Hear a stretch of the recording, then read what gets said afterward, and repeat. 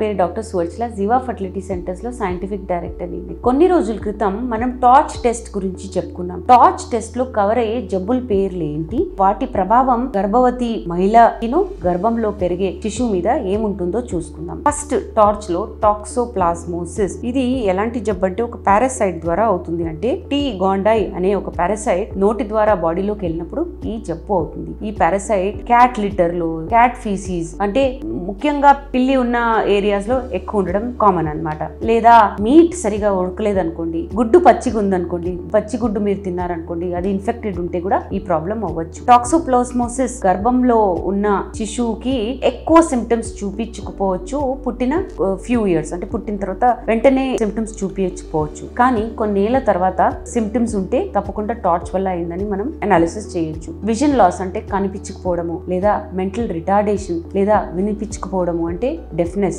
Scissors, fits రావడము అనేవి కూడా టాక్సోప్లాస్మోసిస్ వల్ల అవ్వచ్చు. దీనివల్ల శిశువు డెవలప్మెంట్ కూడా దెబ్బతింటుంది అనమాట. టార్చ్ లో నెక్స్ట్ రుబెల్లా గురించి మాట్లాడదాం. రుబెల్లాని జర్మన్ మీజల్స్ అని కూడా అంటారు. ఇది ఒక వైరస్ అండ్ దీనివల్ల ర్యాష్ అవ్వడం అంటే బాడీ మీద అంతా ఒక రియాక్షన్ లాగా అయిపోతుంది అనమాట. దీని సైడ్ ఎఫెక్ట్స్ ఏంటంటే చిన్నపిల్లల్లో తక్కువ ఉంటుంది కానీ గర్భంలో ఉన్న శిశువు మీద చాలా ప్రభావం చూపిస్తుంది. చాలా సీరియస్ బర్త్ డిఫెక్ట్స్ కనిపిస్తాయి అనమాట ఈ రుబెల్లా వల్ల. ఎలాంటివంటే గుండెలో problems, heart defects, vision problems అంటే సరిగా కనిపించకపోవడం, డిలేడ్ డెవలప్మెంట్ అంటే సరిగా డెవలప్మెంట్ ఉండకపోవడం శిశువు పుట్టిన తర్వాత, ఇలాంటివన్నీ రుబెల్లా వల్ల చూసే కాంప్లికేషన్. నెక్స్ట్ టార్చ్ లో సైటోమెగాలో వైరస్, దీన్ని సిఎంవి అంటారు. హెర్పిస్ వైరస్ ఫ్యామిలీకి సంబంధించిన వైరస్ అన్నమాట.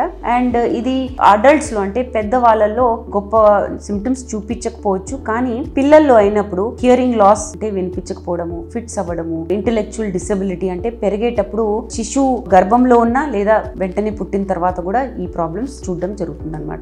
నెక్స్ట్ టార్చ్ లో హెర్పిస్ సింప్లెక్స్. హెర్పిస్ సింప్లెక్స్ కూడా ఒక వైరస్ అండ్ తల్లి నుంచి శిశువుకి ఎలా వెళ్తుంది అంటే డెలివరీ అప్పుడు లేదా గర్భంతో ఉన్నప్పుడు. ఈ రెండు విధాలుగా హెర్పిస్ సింప్లెక్స్ అనేది తల్లి నుంచి బిడ్డకి వెళ్ళొచ్చు. ఈ ఇన్ఫెక్షన్ వల్ల కూడా చాలా సీరియస్ కాంప్లికేషన్స్ అవుతాయండి. బ్రెయిన్ డ్యామేజ్ అవ్వడము, బ్రీదింగ్ ప్రాబ్లమ్స్ అవ్వడము పుట్టబోయే బేబీలో లేదా పుట్టిన తర్వాత, సీజర్స్ అంటే ఫిట్స్ రావడము, ఇవన్నీ సిమ్టమ్స్ బేబీ పుట్టిన 2వ వారం తర్వాత కూడా కనిపించే ఛాన్సెస్ చాలా ఎక్కువ ఉంటాయి. టార్చ్ లో అదర్ డిజీజ్ అంటే నెక్స్ట్ ఇంకేం వ్యాధులు ఉన్నాయి. ఇందులో రకరకాల ఇన్ఫెక్షన్స్ ఇంక్లూడ్ ఉంటాయి. అదర్స్ కదా, అందుకనే రకరకాల ఇన్ఫెక్షన్స్ ఇంక్లూడెడ్ ఉంటాయి అనమాట. ఎలాంటివి? Chicken pox, Epstein Barr virus, hepatitis B, C, HIV అని విని ఉంటారు, human parvovirus, measles, mumps, syphilis, ఇవన్నీ తల్లి నుంచి గర్భంలో ఉన్న శిశువుకి పాకచ్చు, వెళ్ళొచ్చు, కాంప్లికేషన్స్ క్రియేట్ చేయొచ్చు. ప్రెగ్నెన్సీ ఎప్పుడైనా లేదా డెలివరీ అప్పుడు కూడా ఈ కాంప్లికేషన్స్ బేబీకి పాకచ్చు అనమాట.